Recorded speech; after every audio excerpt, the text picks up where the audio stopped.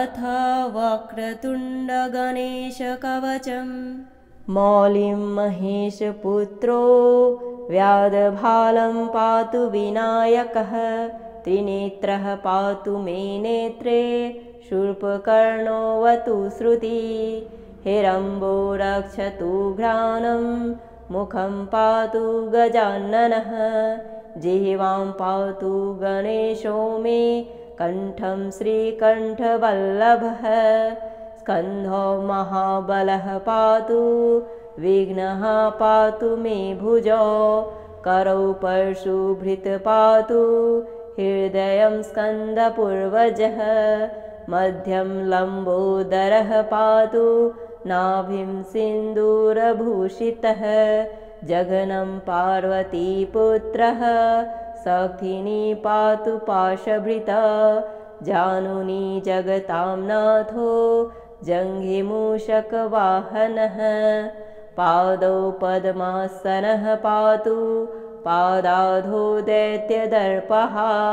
एकदन्तोग्रतः पातु पृष्ठे पातु गणाधिपः। पास्पयो मोदकाहारो दिग्विदिक्षुच्चसिद्धिदः। व्रजतस्तिष्ठतो वापि जाग्रतः स्वपतो स्मृतः। चतुर्थी वल्लभो देवः पातु मे भुक्तिमुक्तिदः। इदं पवित्रं स्तोत्रं च चतुर्थ्यां नियतः पठेत्। सिन्दूररक्तः कुसुमैः दुर्वया पूज्य विघ्नपम्। राजा राजसुतो राजपत्नी मन्त्रिकुलं चलं। तस्यावश्यं भवेद्वश्यं विघ्नराजप्रसादतः। समन्त्रयन्त्रं यः स्तोत्रं करे संलिख्य धारयेत्। धनधान्यसमृद्धिः स्यात् तस्य न सत्यत्र संशयः। ऐं क्लीं ह्रीं वक्रतुण्डाय हुं रसलक्षं सदैकाग्रयः सरन्यासपूर्वकं। हुत्वा तदन्ते विधिवद् अष्टद्रव्यं पयोघृतं। यं यं कामं भिध्यायन् कुरुते कर्म किञ्चन तं तं सर्वं वाप्नोति वक्रतुण्डप्रसादतः। भृगुप्रणीतं यः स्तोत्रं पठते भुवि मानवः। भवेद्व्याहतैश्वर्यः स गणेशप्रसादतः। मौलिं महेशपुत्रो व्याधभालं पातु विनायकः। त्रिनेत्रः पातु मे नेत्रे शूर्पकर्णोऽवतु श्रुति। हिरम्बो रक्षतु घ्राणं मुखं पातु गजाननः। जिह्वां पातु गणेशो मे कण्ठं श्रीकण्ठवल्लभः। स्कन्धो महाबलः पातु विघ्नः पातु मे भुजौ। करौ परशुभृत् पातु हृदयं स्कन्दपूर्वजः। मध्यं लम्बोदरः पातु नाभिं सिन्दूरभूषितः। जघनं पार्वतीपुत्रः शक्तिनी पातु पाशभृता। जानुनी जगतां नाथो जङ्घिमूषकवाहनः। पादौ पद्मासनः पातु पादाधो दैत्यदर्पः। एकदन्तोग्रतः पातु पृष्ठे पातु गणाधिपः। पास्पयो मोदकाहारो दिग्विदिक्षुच्चसिद्धिदः। व्रजतस्तिष्ठतो वापि जाग्रतः स्वपतो स्मृतः। चतुर्थी वल्लभो देवः पातु मे भुक्तिमुक्तिदः। इदं पवित्रं स्तोत्रं च चतुर्थ्यां नियतः पठेत्। सिन्दूररक्तः कुसुमैः दुर्वया पूज्य विघ्नपम्। राजा राजसुतो राजपत्नी मन्त्रिकूलं चलं तस्यावश्यं भवेद्वश्यं विघ्नराजप्रसादतः समन्त्रयन्त्रं यः स्तोत्रं करे संलिख्य धारयेत् धनधान्यसमृद्धिः स्यात् तस्य नास्त्यत्र संशयः।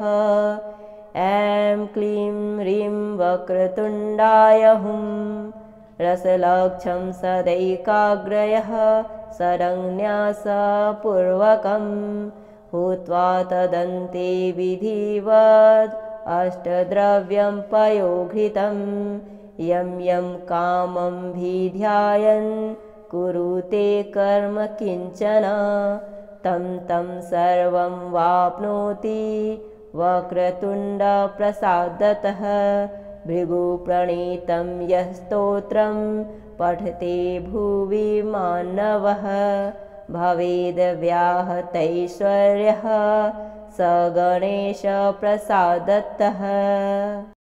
मौलिं महेशपुत्रो व्याधभालं पातु विनायकः त्रिनेत्रः पातु मे नेत्रे शूर्पकर्णोऽवतु श्रुति हिरम्बो रक्षतु घ्राणं मुखं पातु गजाननः जिह्वां पातु गणेशो मे कण्ठं श्रीकण्ठवल्लभः स्कन्धो महाबलः पातु विघ्नः पातु मे भुजौ करौ परशुभृत् पातु हृदयं स्कन्दपूर्वजः मध्यं लम्बोदरः पातु नाभिं सिन्दूरभूषितः जघनं पार्वतीपुत्रः सखिनी पातु पाशभृता जानुनी जगतां नाथो जङ्घिमूषकवाहनः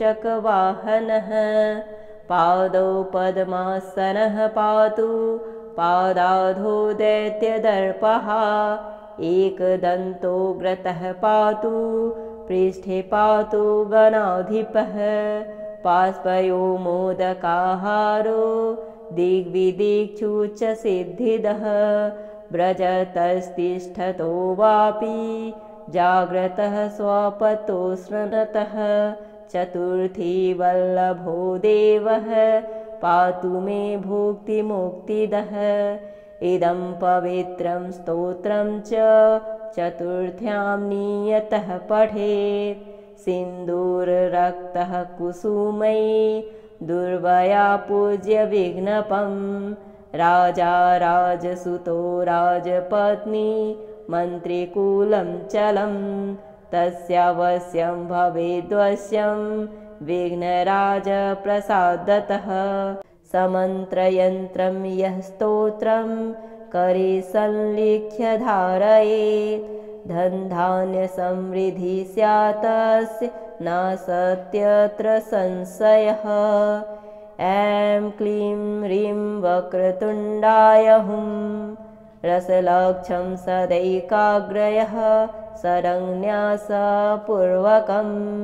हुत्वा तदन्ते विधिवत् अष्टद्रव्यं पयोघृतं यं यं कामं भिध्यायन् कुरुते कर्म किञ्चन तं तं सर्वं वाप्नोति वक्रतुण्डप्रसादतः भृगुप्रणीतं यः स्तोत्रं पठते भुवि मानवः भवेद्व्याहतैश्वर्यः स गणेशप्रसादतः।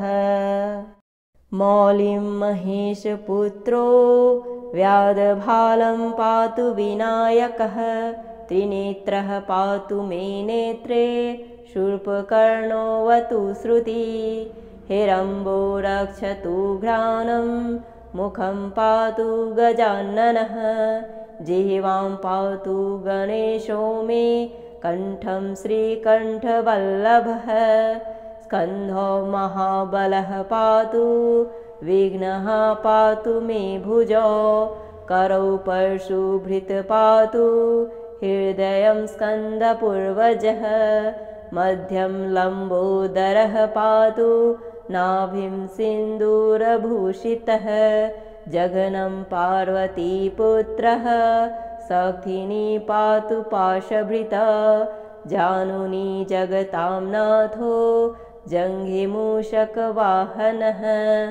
पादौ पद्मासनः पातु पादाधो दैत्यदर्पः एकदन्तोग्रतः पातु पृष्ठे पातु गणाधिपः पास्पयो मोदकाहारो दिग्विदिक्षुच्चसिद्धिदः व्रजतस्तिष्ठतो वापि जाग्रतः स्वपतो स्मृतः चतुर्थी वल्लभो देवः पातु मे भुक्तिमुक्तिदः इदं पवित्रं स्तोत्रं च चतुर्थ्यां नियतः पठेत् सिन्दूररक्तः कुसुमैः दुर्वया पूज्य विघ्नपं राजा राजसुतो राजपत्नी मन्त्रिकुलं चलं तस्यावश्यं भवेद्वश्यं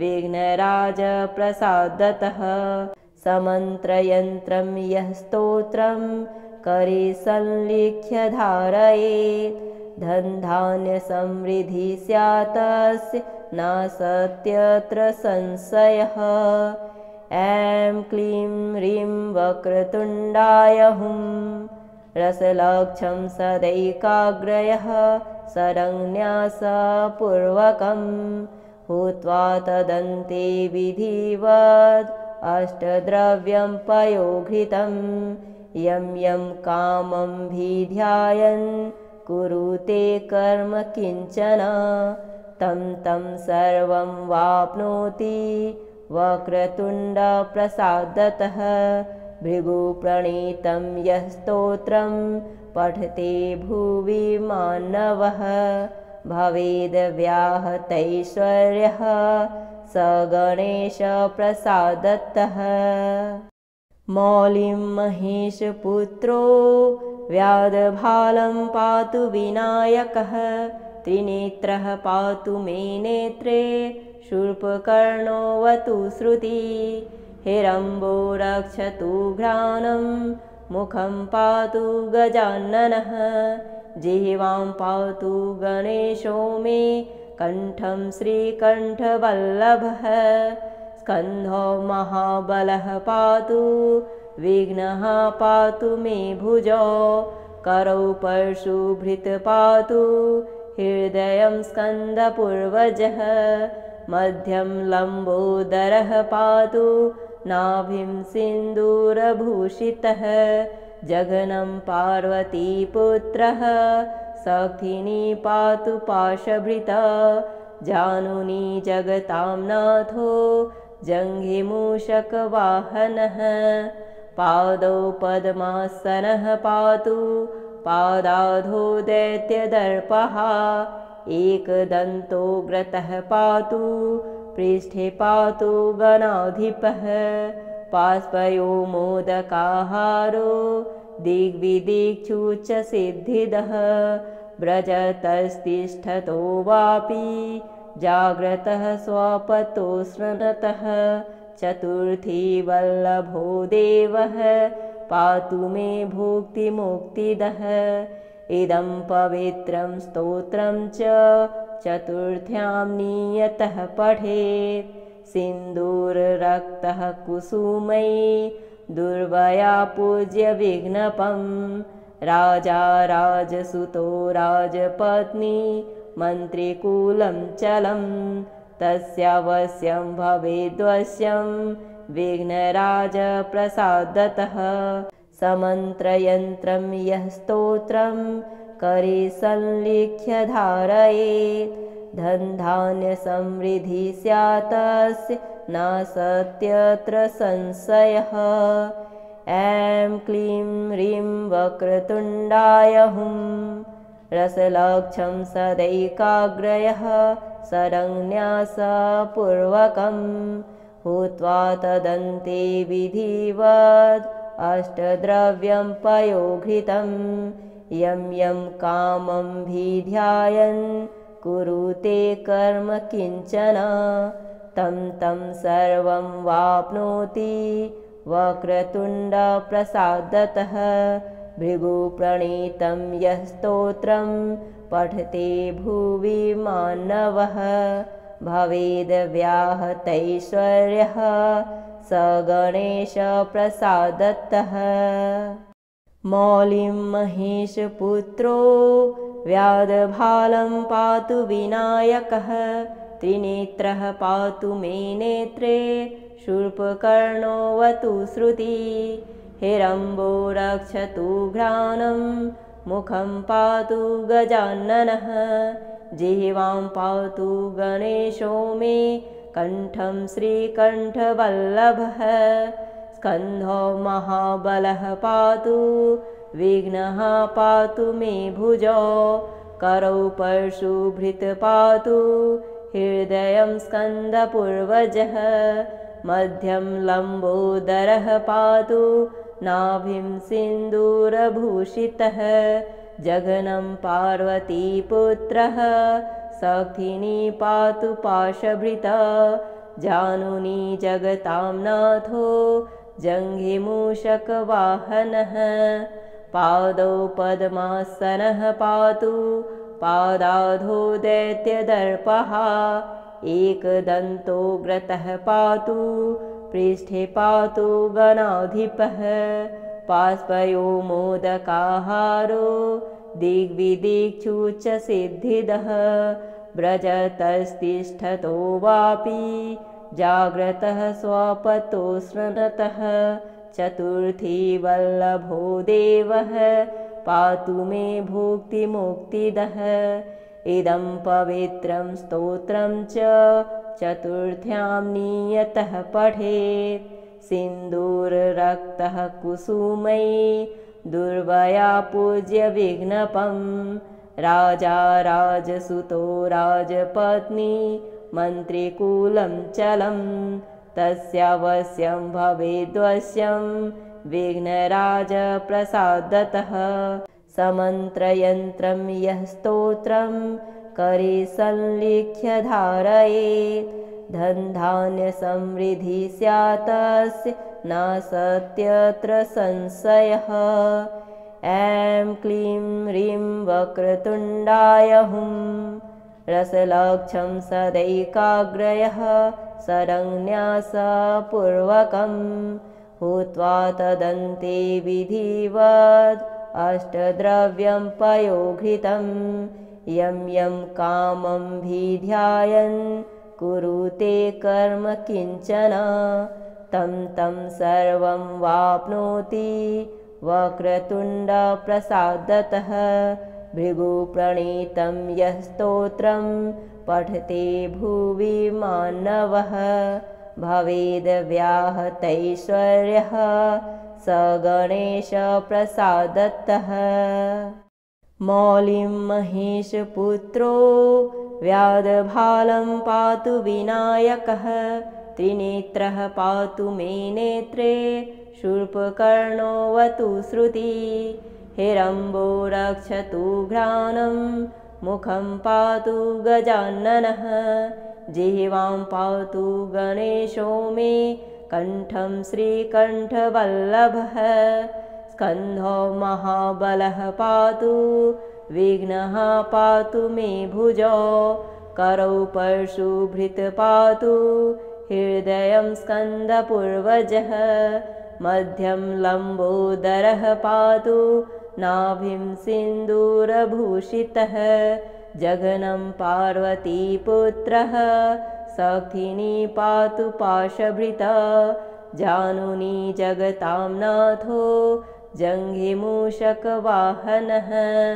पादौ पद्मासनः पातु पादाधो दैत्यदर्पः एकदन्तोग्रतः पातु पृष्ठे पातु गणाधिपः पास्पयो मोदकाहारो दिग्विदिक्षुच्चसिद्धिदः व्रजतस्तिष्ठतो वापि जाग्रतः स्वपतो स्मृतः चतुर्थी वल्लभो देवः पातु मे भुक्तिमुक्तिदः इदं पवित्रं स्तोत्रं च चतुर्थ्यां नियतः पठेत् सिन्दूररक्तः कुसुमैः दुर्वया पूज्य विघ्नपं राजा राजसुतो राजपत्नी मन्त्रिकुलं चलं तस्यावश्यं भवेद्वश्यं विघ्नराजप्रसादतः समन्त्रयन्त्रं यः स्तोत्रं करे संलिख्य धारयेत् धनधान्यसमृद्धिः स्यात् तस्य नास्त्यत्र संशयः ऐं क्लीं ह्रीं वक्रतुण्डाय हुं रसलक्षं सदैकाग्रयः सरन्यासपूर्वकं हुत्वा तदन्ते विधिवत् अष्टद्रव्यं पयोघृतं यं यं कामं भिध्यायन् कुरुते कर्म किञ्चन तं तं सर्वं वाप्नोति वक्रतुण्डप्रसादतः भृगुप्रणीतं यः स्तोत्रं पठते भुवि मानवः भवेद्व्याहतैश्वर्यः स गणेशप्रसादतः मौलिं महेशपुत्रो व्याधभालं पातु विनायकः त्रिनेत्रः पातु मे नेत्रे शूर्पकर्णोऽवतु श्रुति हिरम्बो रक्षतु घ्राणं मुखं पातु गजाननः जिह्वां पातु गणेशो मे कण्ठं श्रीकण्ठवल्लभः स्कन्धो महाबलः पातु विघ्नः पातु मे भुजौ करौ परशुभृत् पातु हृदयं स्कन्दपूर्वजः मध्यं लम्बोदरः पातु नाभिं सिन्दूरभूषितः जघनं पार्वतीपुत्रः सखिनी पातु पाशभृता जानुनी जगतां नाथो जङ्घिमूषकवाहनः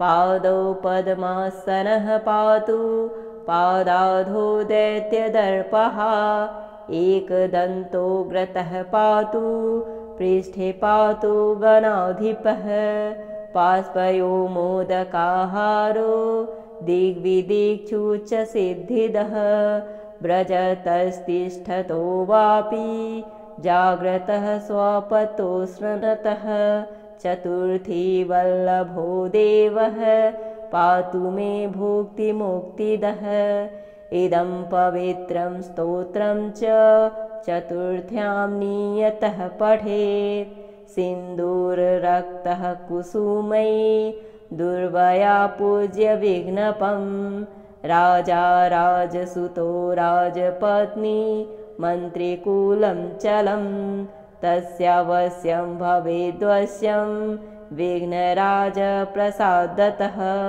समन्त्रयन्त्रं यः स्तोत्रं करे संलिख्य धारयेत् धनधान्यसमृद्धिः स्यात् तस्य नास्त्यत्र संशयः ऐं क्लीं ह्रीं वक्रतुण्डाय हुं रसलक्षं सदैकाग्रयः सरन्यासपूर्वकं हुत्वा तदन्ते विधिवत् अष्टद्रव्यं पयोघृतं यं यं कामं भिध्यायन् कुरुते कर्म किञ्चन तं तं सर्वं वाप्नोति वक्रतुण्डप्रसादतः भृगुप्रणीतं यः स्तोत्रं पठते भुवि मानवः भवेद्व्याहतैश्वर्यः स गणेशप्रसादतः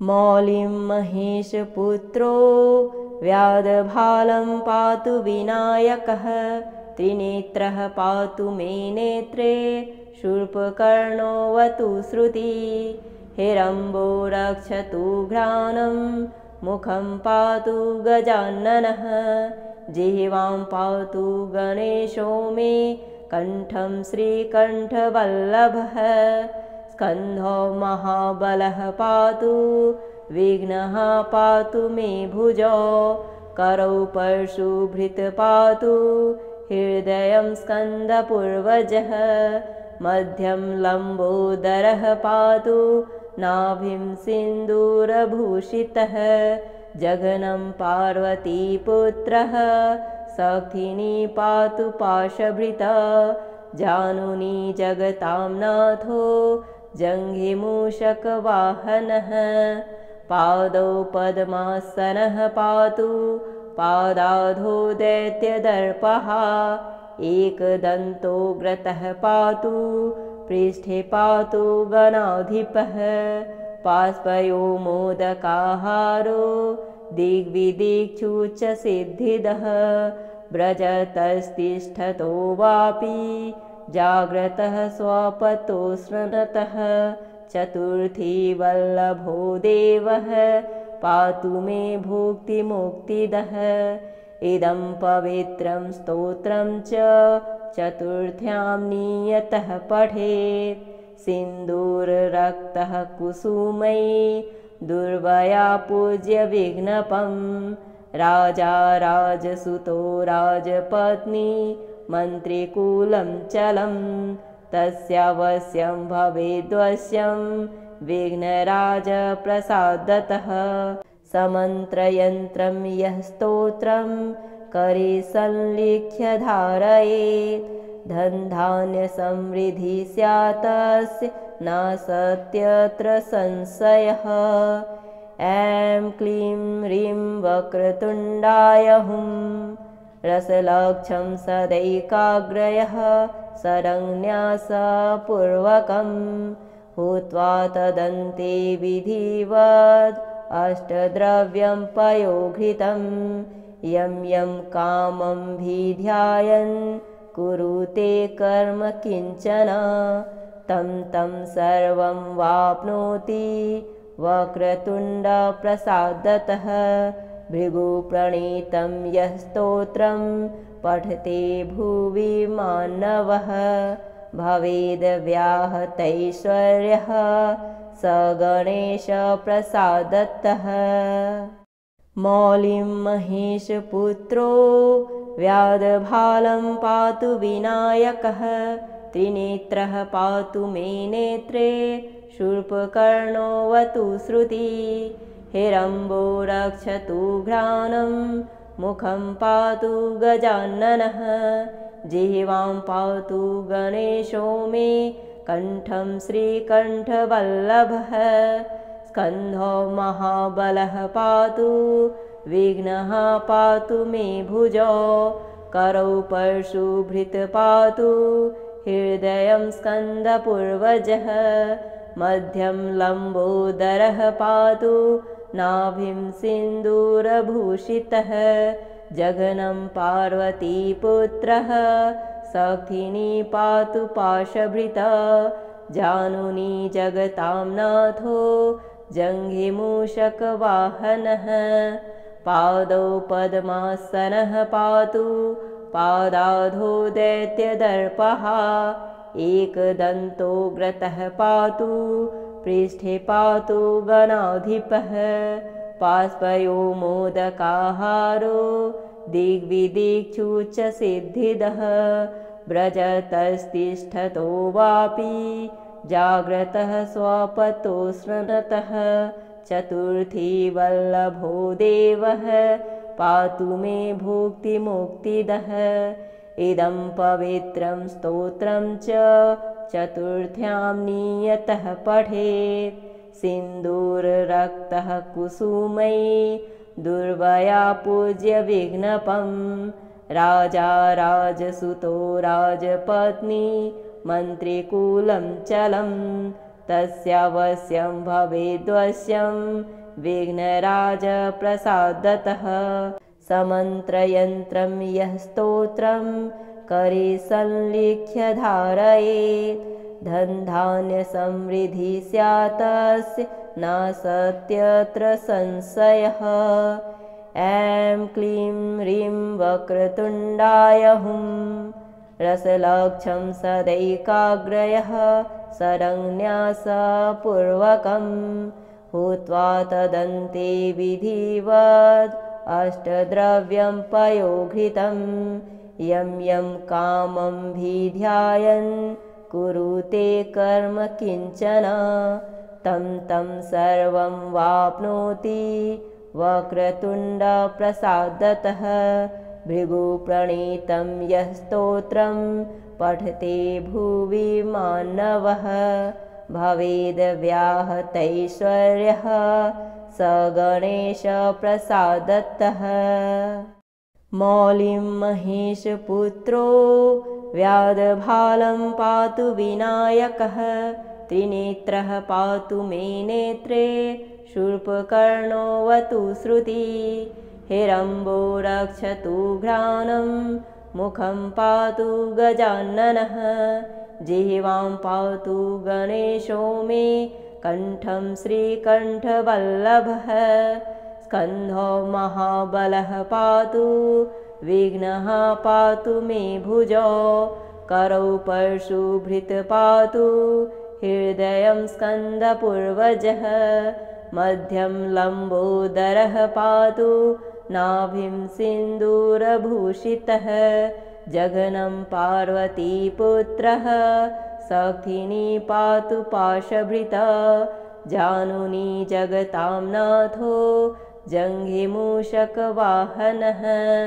पादौ पद्मासनः पातु पादाधो दैत्यदर्पः एकदन्तोग्रतः पातु पृष्ठे पातु गणाधिपः पास्पयो मोदकाहारो दिग्विदिक्षुच्चसिद्धिदः व्रजतस्तिष्ठतो वापि जाग्रतः स्वपतो स्मृतः चतुर्थी वल्लभो देवः पातु मे भुक्तिमुक्तिदः इदं पवित्रं स्तोत्रं च चतुर्थ्यां नियतः पठेत् सिन्दूररक्तः कुसुमैः दुर्वया पूज्य विघ्नपं राजा राजसुतो राजपत्नी मन्त्रिकुलं चलं तस्यावश्यं भवेद्वश्यं विघ्नराजप्रसादतः